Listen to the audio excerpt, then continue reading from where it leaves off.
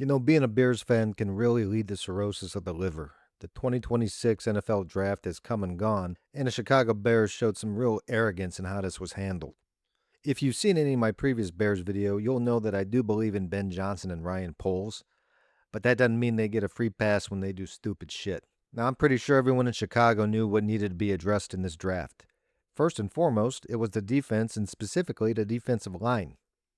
Your mailman, your bartender, your barista, even your podiatrist knew this need had to be filled. Everyone in the NFL knew this. Everyone except the fucking Bears. So let's just go round by round and see what went right and what can only be described as dipshittery. Their first round pick was Dylan Thieneman, a safety out of Oregon. Zero complaints here. Chicago's secondary was depleted during the offseason, and it sounds like he'll be starting on day one. He feels a huge need, and by most accounts may end up being a steal of the first round. Many mock drafts have Thieneman being drafted in the teens, so for him to fall to the Bears at 25 is great news. Now, their second round pick is a bit tricky for me. Logan Jones out of Iowa was considered a top center in this draft. And since Drew Dahlman retired, the Bears have not had a worthwhile long-term answer at center since Olin Kreutz. The guy they traded for after Dahlman left was Garrett Bradbury, and he's just a stopgap, and the Bears at some point did need to address his position. But this early in a draft for him? Logan Jones is pretty well regarded, but he's also not a slam dunk. Scouts and analysts are concerned about how his size will translate into the NFL. On top of that, every projection I saw for Jones had him as a third or a fourth round pick. I don't understand the Bears reaching for this guy. If anything, one of two things should have happened. Number one, if Johnson and Poles had such a massive hard-on for Logan Jones, then why not trade down? There wasn't exactly a run on centers or offensive linemen for that matter in the second round. Get some more draft capital and take Jones maybe with one of your third-round picks. The reason that there wasn't a run on offensive linemen in the second round is because there was a frenzy of picks for edge rushers and defensive tackles. Hey folks, guess what the Bears fucking need? Defensive line help. 8 edge rushers or DTs went in round 2 before the Bears picked Logan Jones. So how about trading up? Fuck, trades during this draft were going out of style. Look, I hope Logan Jones is good enough to be the Bears center for the next 8 to 10 years. And I have nothing against the player, but Chicago doing this at this point in the draft is pretty careless, honestly. Oh, well, they'll address their most pressing need in the third round, right?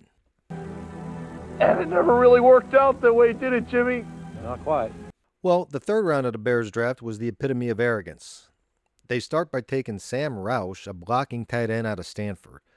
Are you shitting me? They spent a third-round pick on a guy who's going to be a third-string tight end? His grades on being a pass-catching threat are pretty low, and his specialty as a blocking tight end doesn't seem like it can transfer well to the NFL based on some of the reports I've read.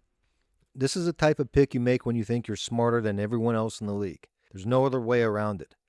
Then they follow that up by drafting Xavier Thomas, a wide receiver out of LSU. Yeah, he's fast. Good for him. He's going to be a special teams guy. What cracks me up about this draft pick is that every mock draft I saw, he was a 6th or 7th rounder at best. Two things jump out to me about the third round picks. Number one, both of these players could have been taken later on. Number two, why are the Bears drafting depth pieces this early when there are more pressing needs? Chicago is not in a spot to be drafting like this. It's like drafting a punter in the 4th round in the middle of a rebuild. And Roush and Thomas are dime a dozen players, folks. That's about as simple as I can make it. Once camps hit and players are cut, you'll be able to find guys like these two available to sign then. Unbelievable. Why?